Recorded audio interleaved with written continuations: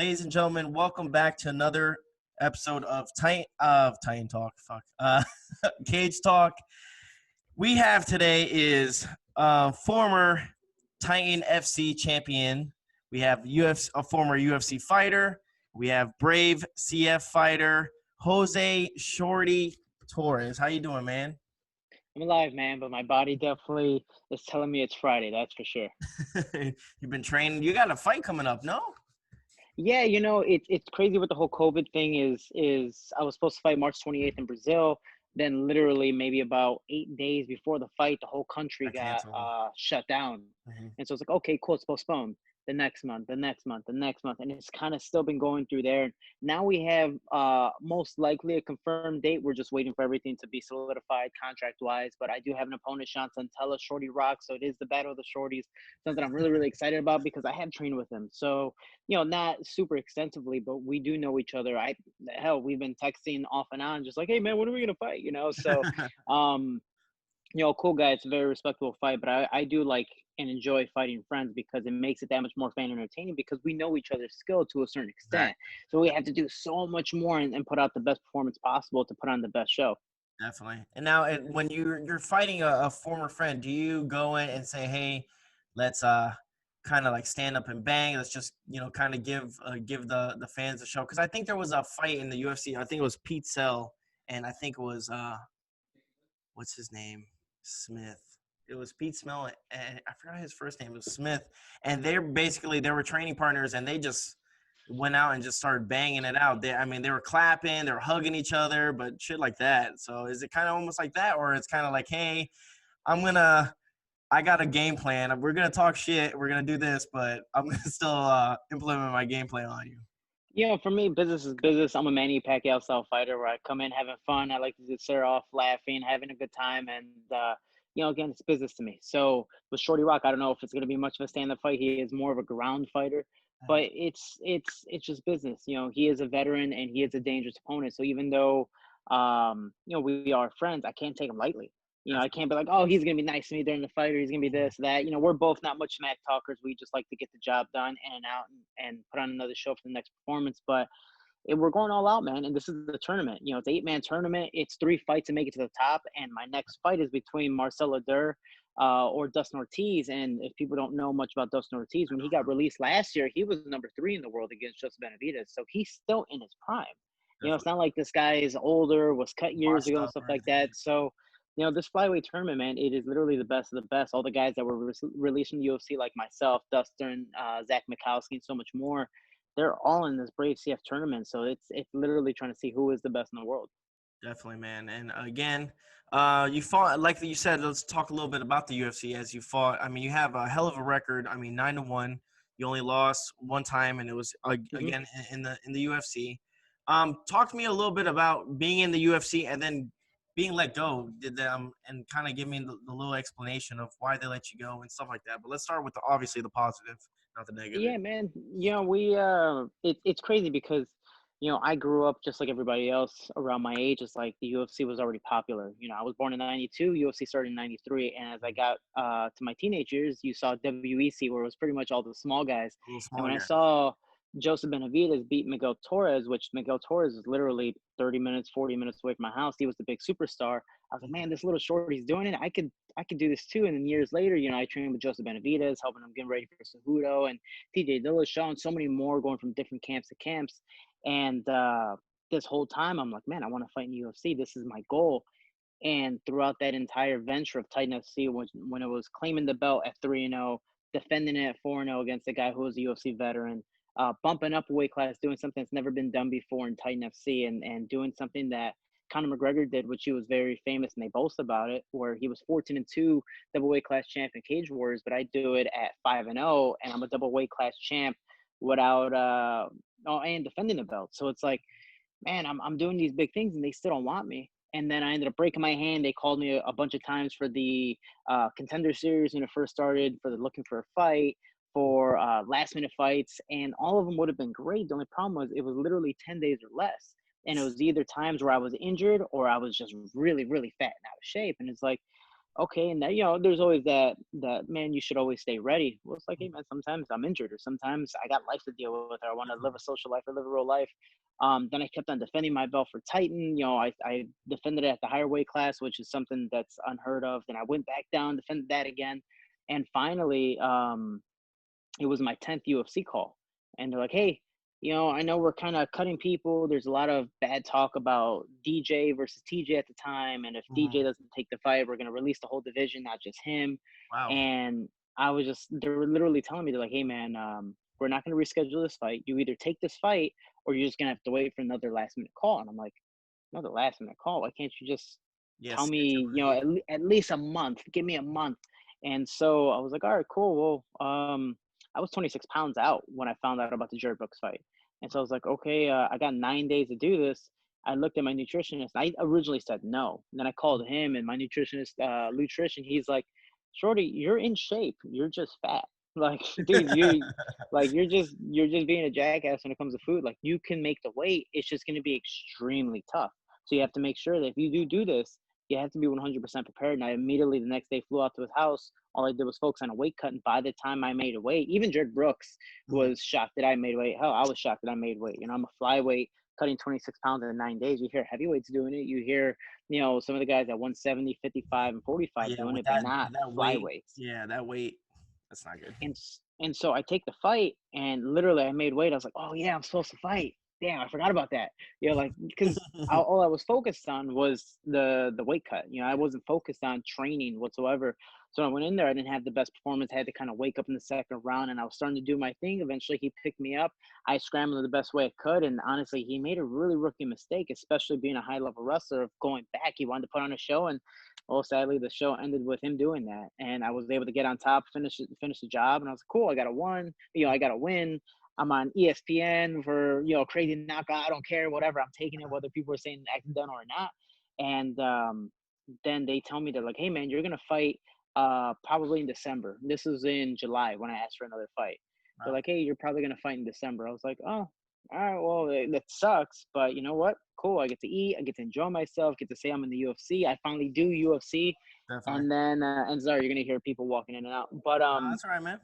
I ended up uh, I ended up getting another last minute call after getting super fat, and they're like, hey, you're gonna fight in 20 days against Alex Perez. And I was like, what do you mean? They're like, yeah, well, you either take this fight or you don't fight until next year, and next year doesn't mean January. And I'm Mhm. like, huh, what? And they're like, yeah, next year could also mean next December. And I was like, oh, okay. So I'm receiving ultimatums. So I was like, you know what, man, it's not 9 days. I have 20 days now to cut this weight, but I'm 28 pounds over, and this time I'm actually fat. Like, I'm fat and out of shape. So I'm Mhm. like, all right, screw it. I'll take it. I can do it. I'm very confident against Alex Perez. He's a tougher opponent, but I'm very, very excited for this fight. And it's somebody I actually, we both, I think he denied me earlier that year, but again, we deny each other for different situations, whether it's family, business, whatever the case may be. Mhm. So I was like, cool. I guess I have no choice but to take this fight. So I took the fight. 20 days, man. I was so mentally broken from just the weight cut and everything happening behind the scenes of my family and just life in general, Mhm. that by the time I made out fight week, I just wanted to go home. Like, I didn't even care what You're happened. ready. I just You're wanted to already go home. tapped out. Yeah, dude, I'm fighting at the Staples Center. My training partner TJ Dillashaw is fighting Cody Garbrandt for the second time. Mhm. DJ, my idol's fighting Cejudo for the second time. So I'm like, this is the biggest card I could ever be on, but I don't want to be here. Like, I just wanted to Yeah. go home. And anyways, I flew out, had everything prepared, and I remember just literally almost crying every single day because I was fed up with everything. And so Mhm. by the time I made weight, I got into the cage, and my coach is like, kind of like, hey man, what's like, oh damn, we're in trouble. Like, you wake up. Like, I've known my coach since I was 16. This is 12 years now. He's just like, guys, we're in trouble. And by the time I got in there, it was like slow motion. It was one of those things that, like, I knew what to do, and it was like, all right, come on, attack. But for Mhm. some reason, my body just wasn't reacting, and I don't know, or the fight's over. Little I know, I think my manager was telling me 103, 107 shots to the head, and I was like, well, at least I know I could take a shot. And then I was like, screw it. I'm gonna go 3-1 in the UFC. I haven't lost in 34 straight fights. My 35th fight, I finally lose. I think that's a pretty good record so far. Absolutely. And from amateur to pro. And I was like, all right, cool. let me just get ready for another fight. But I was so mentally broken to what the UFC was, pretty much how they were treating me. I was like, you know what? I'm not much of a therapy type of guy. Let me do my own therapy of just being vocal and try to be a big brother. So I created a YouTube series called Inside Team Shorty. I made about 20 some episodes, and DJ got traded to ONE FC, and Ben Askren came into the UFC, and I was like, Yeah. damn, that's a really bad sign.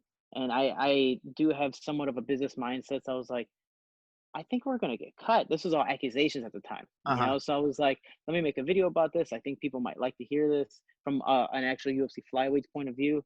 I was Definitely. like, man, Dana was talking about cutting the division when we had the UFC's best champion in its history.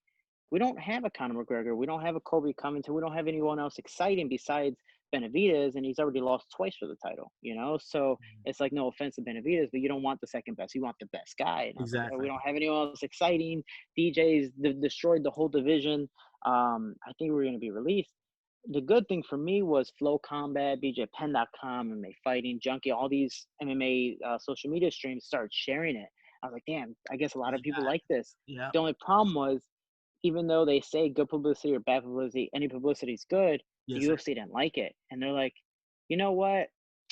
Yeah, they're like, you know what? We're not cutting the division. A week later, they call me. You know what? We are cutting the division. Another week later, they call me. You know what? You're cutting. I was like, hold on, but let me just bump up. I half my wins at the time were at bantamweight. They're like, let's see, your first fight, you got lucky. Your second fight, you got your ass kicked. So yeah, you know what? We're not gonna let you bump up. You're cut. And I was like, Wow.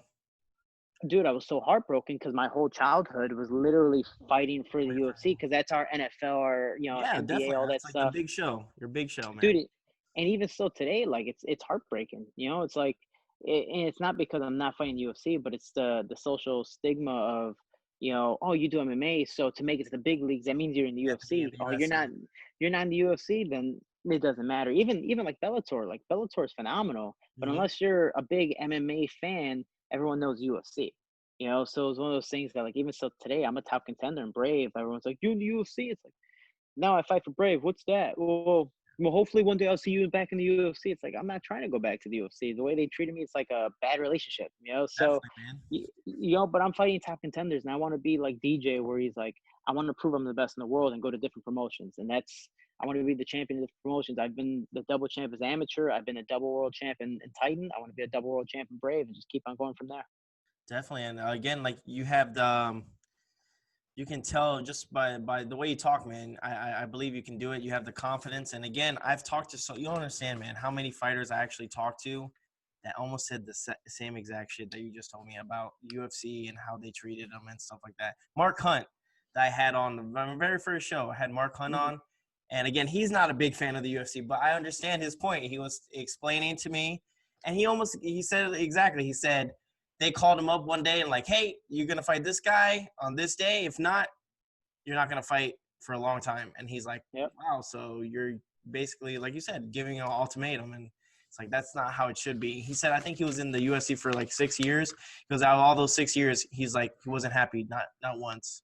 So again, Yeah, it's one of those things. Look at Masvidal when he pointed out when he was doing all these tweets. He's like, "So you're telling me I can sign for a 4-fight contract, but you can cut the contract at any time, but I'm exclusive to you, even though I'm an independent contractor, but I can't fight anywhere else." And that's really what it is. It's almost, I wouldn't even say it's like a prison, but it's a misfair deal. It's like, I can get what I want, but but you, you yeah, can't get yeah, what you want. And it's like, you work for me, you can't work for anybody else. You can't hustle pretty much. And especially Masvidal, we grew up with obviously in different environments, but around the same type of things. It's like, we talk about, man, I want to hustle. I want to make money. I want to do big things. And if I don't want to, I'm 28. I'm about to, I'm pretty much entering my prime. And I mhm, finally have a head coach, Dean Thomas, and just training partners do and grow really the way I want to.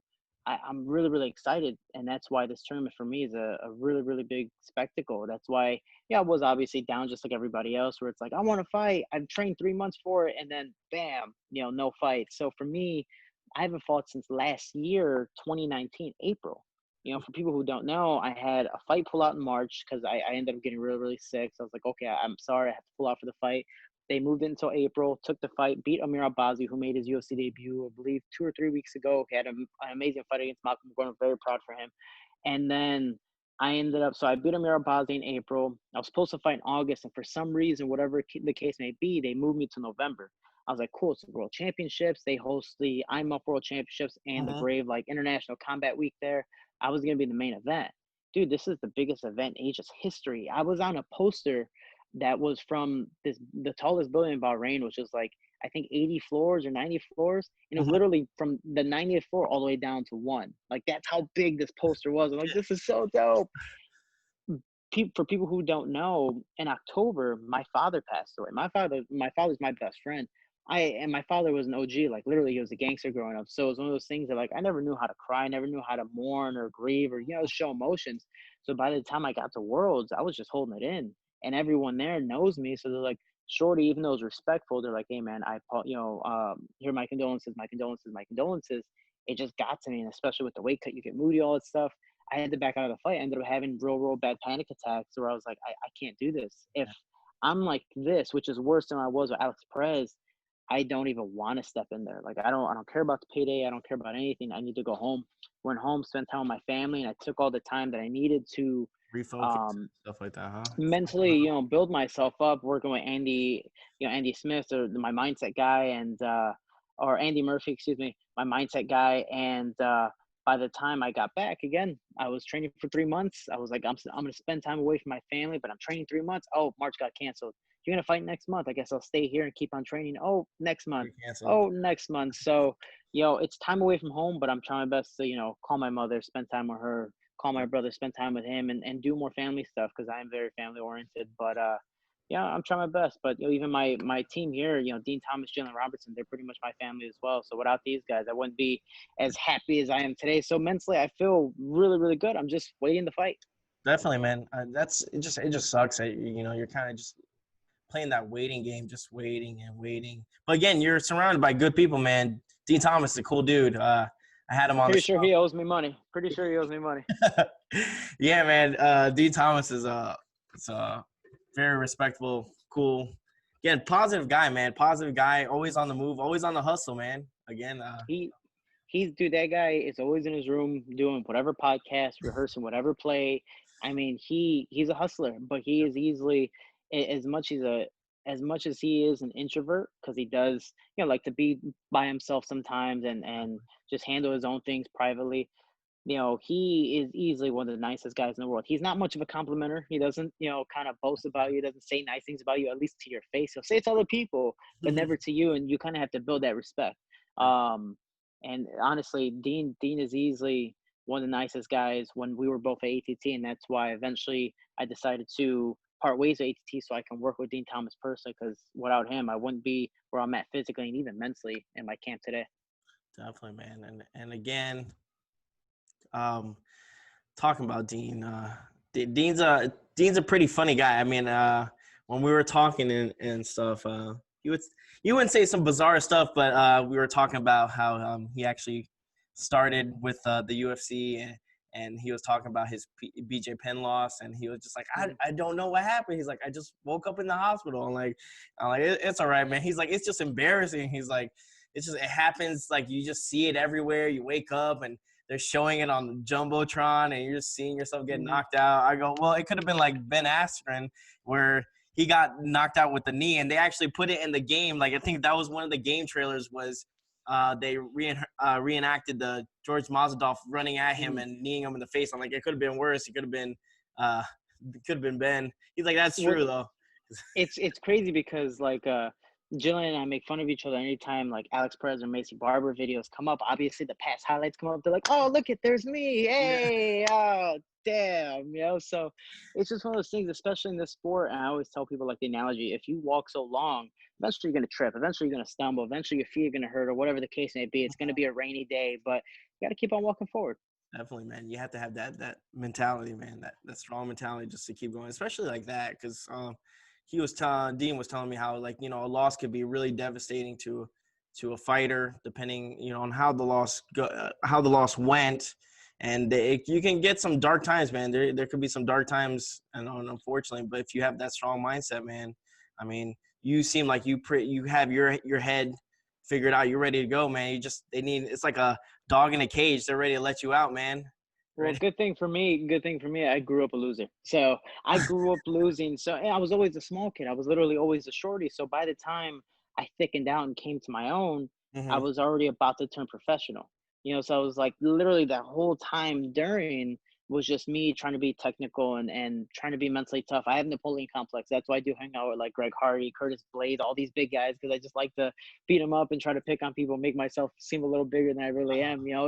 It's one of those things that especially in this sport, there's always a kryptonite. There's always a rock paper scissors effect. This guy might beat this guy, but he's gonna lose the hand, but you're gonna beat him, and it just keeps on going in a full circle. It's just one of those things, man. But in this sport, and it's the craziest thing about the sport. Doesn't matter how hard you train, doesn't matter how on point you are.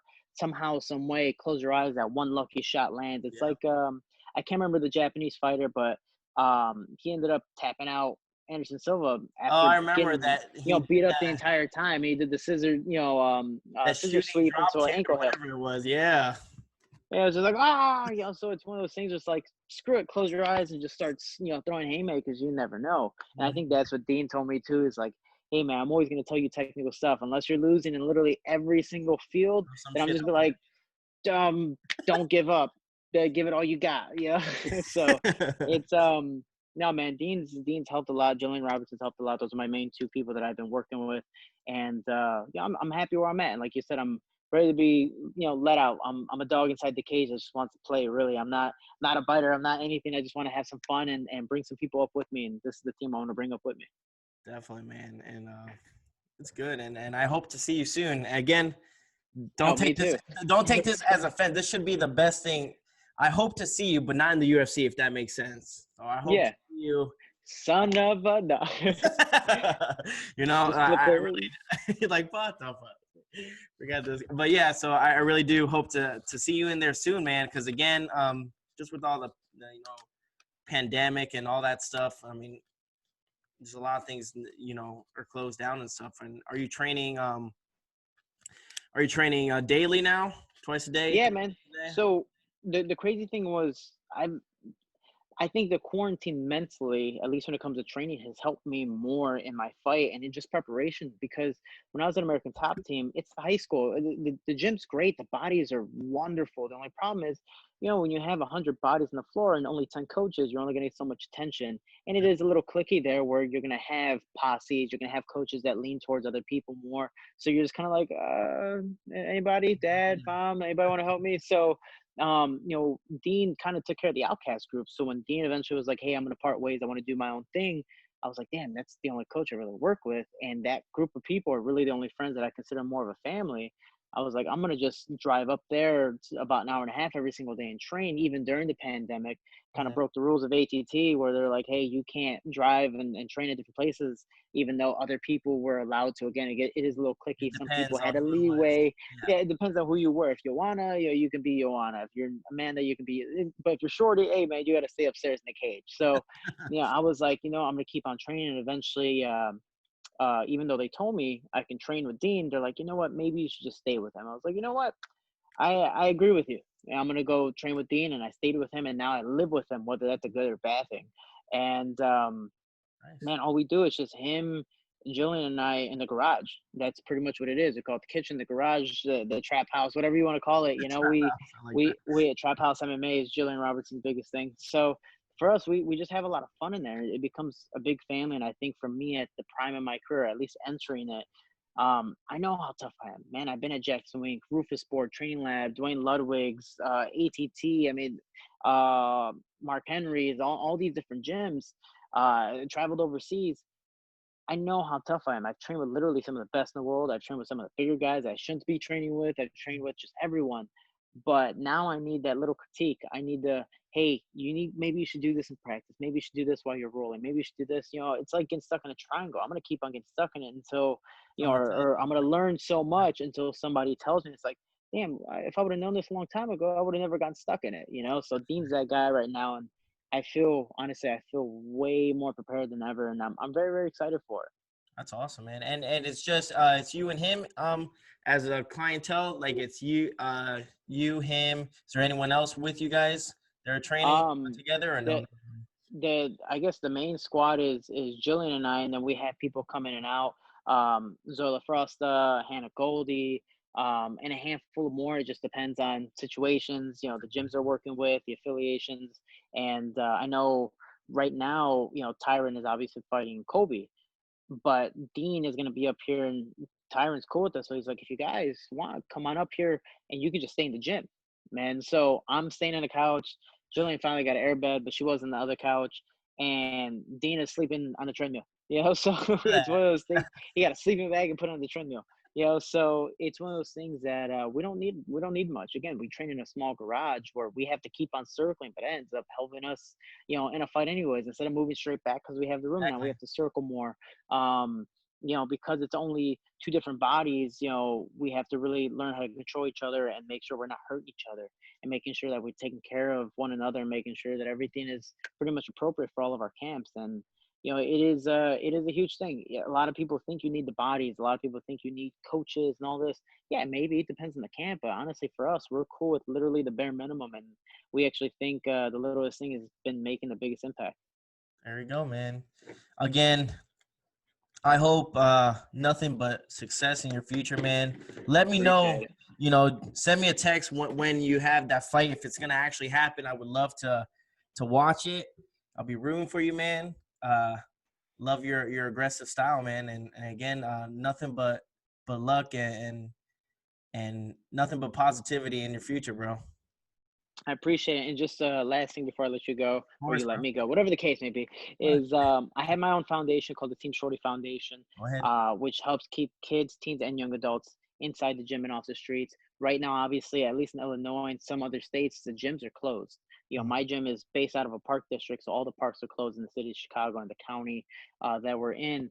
But in other places, gyms are open. So what I usually do is all my t-shirt sales, everything sold on my website or even donated to my website, teamshorter.com. 100% of the proceeds go to those kids, teens, and young adults. Because again, some people don't go to high school, some people don't finish, or even after, they don't know what to do. Fighting is a poor man's sport. This is a way out. For me, this is my way out, and I'm happy where I'm at today. But what I'm doing right now, because I don't know if schools are going in, in campus or staying home, because again, some states are different. I have a lot of people donating sports gear, whether it's new, used, whatever the case may be. I'm donating it to a lot of kids in the neighborhoods and trying to get them back in the parks, trying to get them back in, in proper spaces so where you can be a kid again, Yeah, instead definitely. of playing online and, the Gen Z, playing online and doing this and doing that. I want people to, be in the sandlot again, if you want to say. So Definitely. teamsorter.com. I appreciate all the love, support, guys. That's awesome, man. Again, that's something really really cool and it's inspirational. So again, thanks you so much for coming on, man. And nothing but luck in the future. And I can't wait to see you back in the cage, man. Hell, me too. I'm dying to. I think I appreciate it. You take care of yourself. All right, brother. Have a good one, buddy. You as well.